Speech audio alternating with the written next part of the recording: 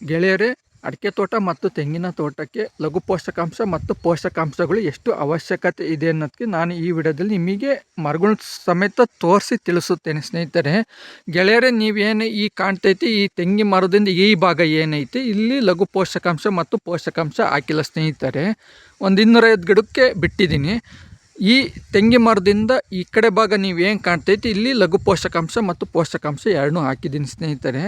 ಈ ಲಘು ಪೋಷಕಾಂಶ ಹಾಕಿರೋ ಮರಗಳು ನೋಡಿ ಸ್ನೇಹಿತರೆ, ಎಷ್ಟು ಹಚ್ಚ ಹಸುರಾಗಿದ್ದಾವೆ. ಅದರ ಜೊತೆಗೆ ಎಲೆಗಳಲ್ಲಿ ಯಾವುದೇ ರೀತಿ ರೋಗ ರುಜಿನಗಳು ಇಲ್ಲ. ಜೊತೆಗೆ ಅಂಥ ಎಲೆಗಳೇನು ಹಳದಿಯಾಗಿ ಅತಿ ಹೆಚ್ಚು ಹಳದಿಯಾಗಿ ಕಾಣ್ತಿಲ್ಲ ಸ್ನೇಹಿತರೆ. ಈ ಭಾಗಕ್ಕೆ ಲಘು ಪೋಷಕಾಂಶ ಮತ್ತು ಪೋಷಕಾಂಶ ಹಾಕಿಲ್ಲ ಸ್ನೇಹಿತರೆ. ನೋಡಿ, ಈ ಅಡಿಕೆ ಮರದಲ್ಲಿರುವ ಎಲೆಗಳು ರೋಗಕ್ಕೆ ತುತ್ತಾಗಿದ್ದಾವೆ. ಅದರ ಜೊತೆಗೆ ಒಂದು ಸ್ವಲ್ಪ ಹಳದಿ ಅತಿ ಹೆಚ್ಚು ಕಾಣ್ತೈತೆ ಸ್ನೇಹಿತರೆ.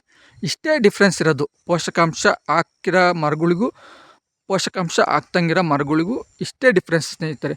ಅದಕ್ಕೆ ನೀವು ಪ್ರತಿ ವರ್ಷ ಒಂದು 2 ಸಲ, ಮಳೆಗಾಲ ಹುಟ್ಟಿದಾಗ ಒಂದು ಸಲ ಹಾಕ್ಬೇಕು, ಮಳೆಗಾಲ ಮುಗಿದಾಗ ಒಂದು ಸಲ ನೀವು ಅಡಿಕೆ ಮರ ಮತ್ತು ತೆಂಗಿನ ಮರಕ್ಕೆ ವರ್ಷಕ್ಕೆ 2 ಸಲನಾರ ಒಂದು ಸ್ವಲ್ಪ ಪೋಷಕಾಂಶ ಲಘು ಪೋಷಕಾಂಶ ಎರಡನ್ನೂ ಸೇರಿಸಿ ಹಾಕಿದರೆ ನಿಮ್ಮ ತೋಟ ಒಳ್ಳೆ ಉತ್ತಮವಾದ ಇಳುವರಿ ಬರುತ್ತದೆ. ಜೊತೆಗೆ ತೋಟದಲ್ಲಿರುವ ಮರ ಗಿಡಗಳು ಏನೇ ಇರ್ಬೋದು ಸ್ನೇಹಿತರೆ, ನೀವೇನು ಸಾಕಿರ್ತೀರೋ ಗೊತ್ತಿಲ್ಲ. ನೀವು ತೋಟದಾಗೆ ಅಂದರೆ ಬರೀ ಅಡಿಕೆ ಮರ ತೆಂಗಿನ ಮರನೇ ಸಾಕಲ್ಲ, ಬೇರೆ ಎಲ್ಲದನ್ನೂ ಸಾಕ್ತಾನೆ ಇರ್ತಾರೆ. ಆ ಕಾರಣದಿಂದ ನೋಡಿ, ಇದು ಲಘು ಪೋಷಕಾಂಶಗಳು ಎಷ್ಟು ಅವಶ್ಯಕತೆ ಇದೆ ಅನ್ನೋದಕ್ಕೆ ಈ ವಿಡಿಯೋದಲ್ಲಿ ನಾನು ತಿಳಿಸಿದ್ದೀನಿ ಸ್ನೇಹಿತರೆ.